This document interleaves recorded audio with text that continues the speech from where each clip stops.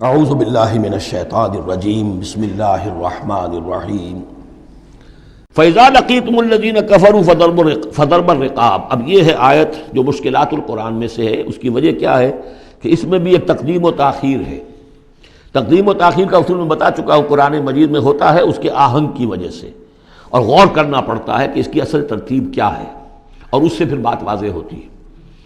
تو یہ قانون دیا جا رہا ہے، اسی کا حوالہ تھا سورہ انفال میں کہ اگر یہ پہلے سے بات نہ آ گئی ہوتی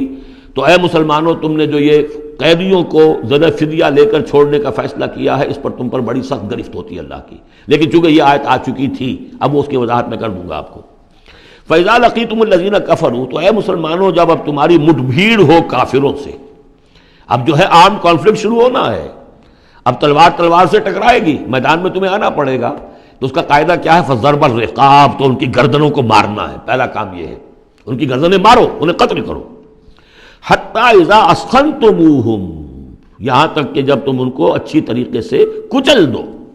ان کی طاقت ختم ہو جائے۔ فَشُدُّوا الْوَثَاقَ، پھر تم ان کو قیدی بنا سکتے ہو، پھر باندھو ان کو مضبوطی کے ساتھ۔ فَإِمَّا مَنًّا بَعْدُ وَإِمَّا فِدَاءً حَتَّى تَضَعَ الْحَرْبُ أَوْزَارَهَا، اور پھر چاہے تو انہیں اس کے بعد جو ہے تم چھوڑ سکتے ہو احسان رکھ کر، بغیر فدیہ لیے، اور وَإِمَّا فِدَاءً، یا فدیہ لے کر، حتیٰ تضع الحرب اوزارہا، یہاں تک کہ جنگ جو ہے وہ اپنے ہتھیار رکھ دے، ڈال دے۔ اس میں ہے اصل میں تقدیم و تاخیر۔ یہ پہلے ہے حتیٰ اذا اسخنتموہم فشدوا الوثاق حتیٰ تضع الحرب اوزارہا فاما منا بعد واما فداء، یعنی یہ کہ جب تمہارا مقابلہ کافروں سے ہو تو پہلے مرحلہ یہ ہے کہ ان کی گردنیں مارو، پھر جب ان کی قوت کچھ نہیں جائے پھر تم انہیں قیدی بنا سکتے ہو، جب تک کہ جنگ اپنے ہتھیار بالکل رکھ دے۔ اب اس کو سمجھ لیجئے کہ ایک ہوتی ہے بیٹلز، ایک ہوتی ہے وار۔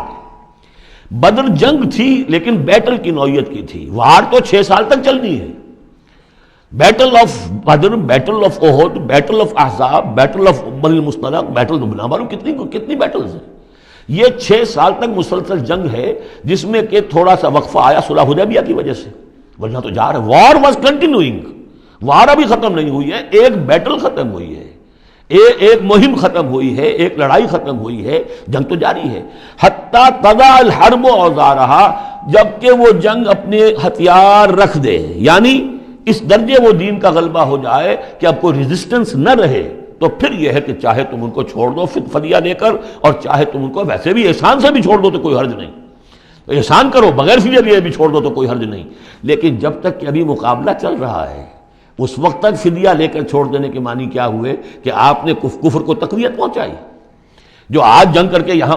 کرنے کے لیے آئے تھے ان میں سے 70 مارے گئے، اچھا وہ تو کفر کا ایک بازو تو ٹوٹ گیا، لیکن یہ 70 جو تمہاری قید میں آئے تھے، اس کو تم نے فدیہ لے کر چھوڑ دیا تو یہ بازو دوبارہ جا کر تم پر حملے کے لیے تیار ہو جائے گا کہ نہیں؟ لیکن چونکہ یہاں پہ اب اس کا معاملہ ججمنٹ کا، واقعتاً دشمن کی کمر کچلی گئی ہے یا نہیں، یہ ہے ججمنٹ کا معاملہ۔ تو حضور نے اگر یہ سمجھا کہ کمر کچلی گئی ہے تو اس کے اوپر پکڑ نہیں ہو سکتی۔ اجتہاد جو ہے، اجتہاد کا اصول یہ ہے کہ اجتہاد میں مخطی بھی ہو تو اسے اجر ملتا ہے، اور مصیب ہو تو دوہرا اجر ہے۔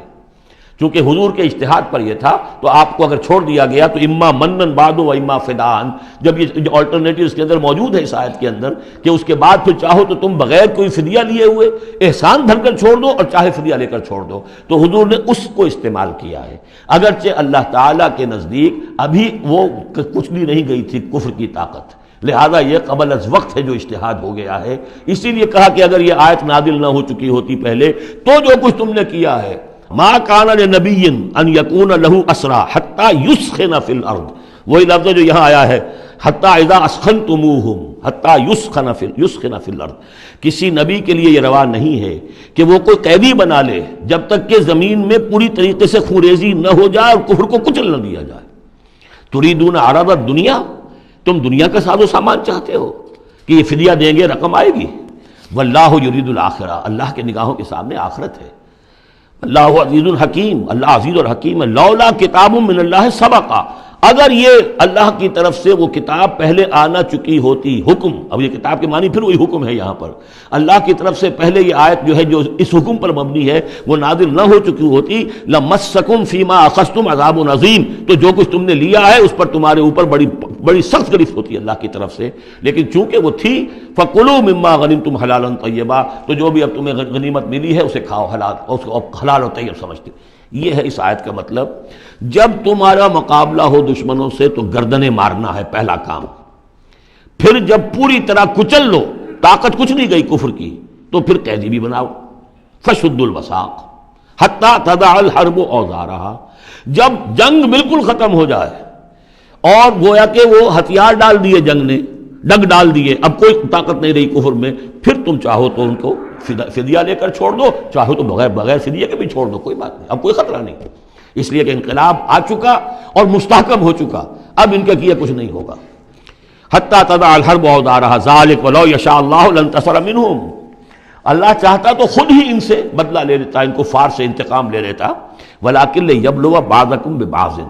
اللہ تعالیٰ چاہتا تو اس 1000 کے لشکر کو آنے واحد میں ختم کر دیتا، لیکن اللہ نے تمہیں موقع دیا،